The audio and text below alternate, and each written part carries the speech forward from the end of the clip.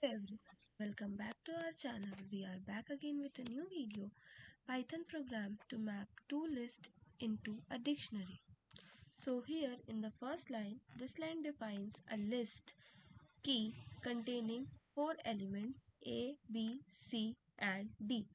These will be used as the keys in the resulting dictionary. Now in the next line, this line defines another list values containing four elements 1, 2, 3 and 4.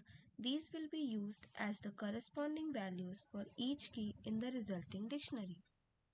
Now in the next line here, this is the key operation in the code.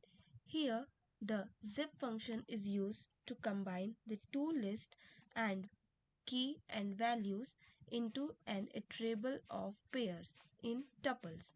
Each pair will consist of an element from keys and an element from values. For example, the first pair will be A and 1 and the second will be B and 2 and so on. Here, the zip key and values function produces an iterable like A1, B2, C3 and D4.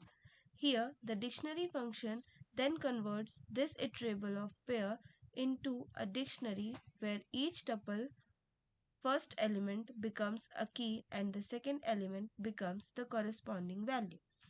And after this step here, the map dictionary will hold the values.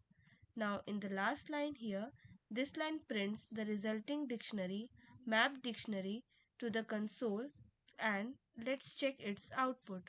So the mapped dictionary is A is assigned to value 1, B is assigned to value 2, C 3 and D 4. So thanks for watching this video.